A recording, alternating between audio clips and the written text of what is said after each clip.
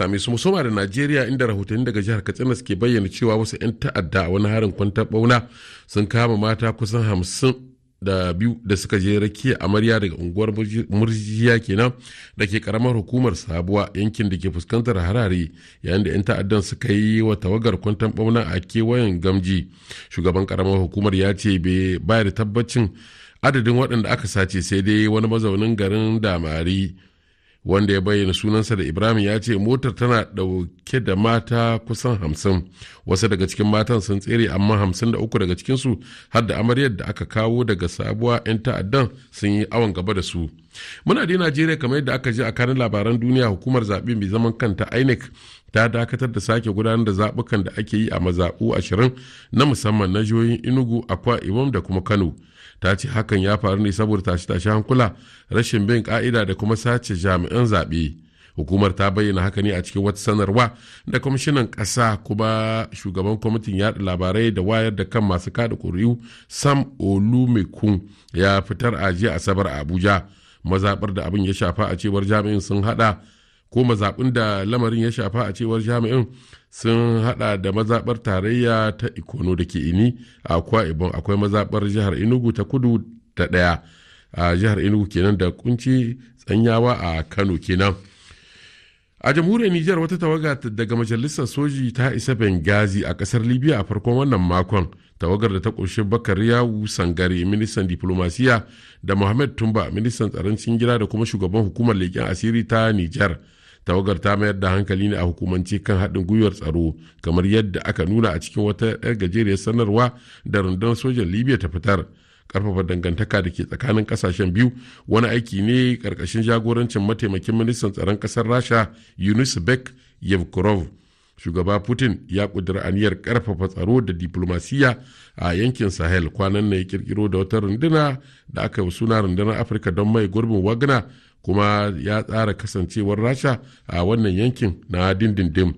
A Burkina Faso, babban hafsan sojan kasar a wata sanarwa da ya fitar ya nemi jama'a su kwantar da hankulansu biyo bayan wasu fashe-fashe da aka ji sakamakon wata gobara da ta tashi a rumbun aje makamai da ke Yimdi a kasar ta Burkina Faso. Ganin ta yadda jita-jita ya yada a kasar, musamman a shafukan sada zumunta, takanas bayan 'yan sa'o'i kaɗan babban hafsan sojan kasar ya ba da cikakken bayani a cikin wata sanarwa da aka raba manema labarai. Gobara ce ta tashi a wani rumbun aje harsasai da ke wannan yanki na Yimdi, a cewar babban hafsan sojan kasar. A Chadi, an ratsar da wakilan majalisar kundin tsarin mulki ƙarƙashin shugabancin Jean Bernard Padare. Sun saɓi rantsuwar kama aiki bisa gaskiya da adalci a wannan biki da aka shirya a Amjaras a gaban Muhammad Idris Déby Itno, shugaban ƙasar. RFI. Labaran na zuwa muku ne daga sashen Hausa na Radio Faransa International RFI Hausa. Shugaban ƙasar Namibia Hage Geingob ya rasu da sanyin safiyar Lahadi a wani asibiti a birnin Windhoek, inda yake jinya bayan ya yi fama da cutar daji. Fadar shugaban kasar ta sanar da rasuwarsa a wani sako da aka wallafa a dandalin sada zumunta na X. A Senegal, 'yan sa'o'i bayan jawabin shugaban kasar Macky Sall na ɗage zaben kasar na ranar 25 ga watan Fabrairu, wanda da dama daga cikin 'yan siyasa suka so bayyana damuwa. Sakataren janar na gwamnatin kasar Abdullatif Coulibaly, wanda ya sanar da murabus ɗinsa jim kaɗan bayan wannan sanarwa daga shugaban ƙasar, ya yi Abdullatif Coulibaly, tsohon ɗan jarida kuma makusanci ga ɗaya daga cikin alƙalai da ake zargi da rashawa a ƙasar ta Senegal, ya bayyana cewa aje wannan mukami da gare shi tamkar samun 'yancin kai da kuma ba shi damar faɗar albarkacin bakinsa ne a wannan lokaci. A ƙarshe yana mai cewa zai samu damar kare ra'ayinsa na siyasa. Makonni biyu gabanin taron kolin shugabannin kungiyar tarayyar Afirka na 37 da aka shirya gudanarwa a ranakun 17 da 18 ga watan Fabrairu a Addis Ababa, shugabannin kasashe karkashin kungiyar sun kasa tantance wanda zai jagoranci wannan kungiya a wannan shekara. Wannan lamari dai ba a taɓa ganin irinsa ba, in ji wani jami'in diplomasiya na Afirka.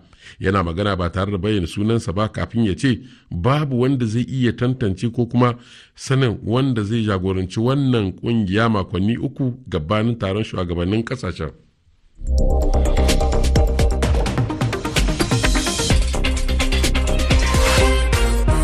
Ba ta bata lokaci ba, sai mu je ga shirinmu na gaba.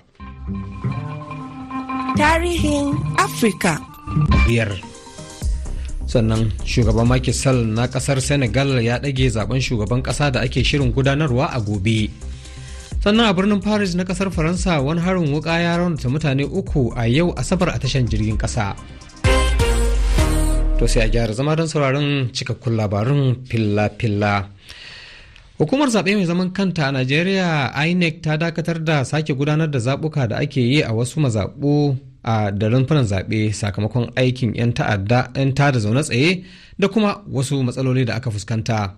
Sam Olekun, kwamishinan wato hukumar ta zaɓe mai zaman kanta na ƙasa kuma shugaban kwamitin yaɗa labarai da wayar da kan masu zaɓe, shi ne bayyana hakan a ranar Asabar ɗinnan a daidai lokacin da ake ci gaba da gudanar da ayyukan a jihohi 26 da ƙananan hukumomi 80 a faɗin jihohin da abin ya shafa.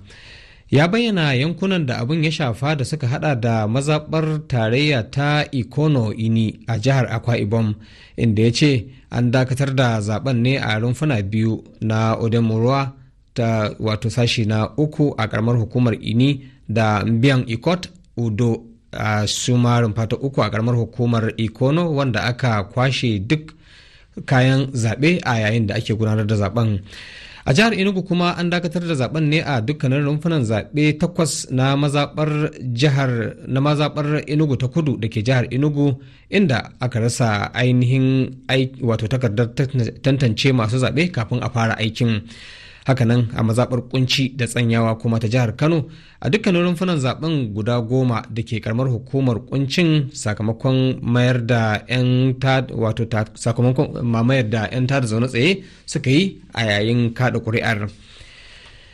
To akalla an kashe 'yan sanda 4 tare da awon gaba da tilin albarusai a yayin wani harin da ake zargin mayakan ISWAP ne suka yi shi a wani ofishin rundunar 'yan sanda a karamar hukumar Ganzi da ke jihar Borno, Najeriya. An dai ba da rahotannin cewa mayakan na ISWAP sun yi darar mikiya ce a ofishin 'yan sanda na garin Gajiram a wannan karamar hukumar yayin da suka buɗe wuta irin na kan mai uwa da wabi a yayin da suke kan aikinsu. Mayakan dai sun arce tun kafin darar. Ana sauraron labarai ne daga sashen Hausa na Radio France International. Ghana ta zaɓi babbar ministarta Shirley Ayoko Boshwe a matsayin wacce za ta takarar sakatare janar ta kungiyar kasashen renon Ingila ta Commonwealth, wanda za a yi zaben a ranar 22 ga watan Oktobar wannan shekara da muke ciki. Ma'aikatar tsaron Ghana ta bayyana cewa bayan yarjejeniyar tsakanin mambobin kungiyar ta Commonwealth na cewa babban sakatare na gaba zai fito ne daga Afirka. Shugaba Nana Akufo-Addo ya zaɓi Shirley Ayoko Boshwe a matsayin 'yar takarar Ghana. Gwamnatin kasar dai ta fitar da wannan sako ne cikin wata sanarwa da ta gabatarwa 'yan jaridu. Shugaban kasar Senegal Macky Sall ya sanar da ɗage zaben shugaban ƙasa da aka shirya gudanarwa a ranar 25 ga wannan wata na Fabrairu, sa'o'i kafin ƙaddamar da yakin neman zaben da aka shirya yi a gobe. Wani sako da ya aikewa jama'ar kasar, shugaban ya ce ya ɗauki matakin rattaba hannu akan dokar ɗage zaben ne domin baiwa 'yan majalisu damar gudanar da bincike akan wasu manyan alkalan kotun kundin tsarin mulkin kasar guda 2 da ake zargi da aikata ba daidai ba. Jiya Juma'a ministar kula da ci gaban al'umma Theresa Faye ta bayyana goyon bayanta na jinkirta wannan zaɓe da aka yi wanda zai kai na tsawon watanni 6.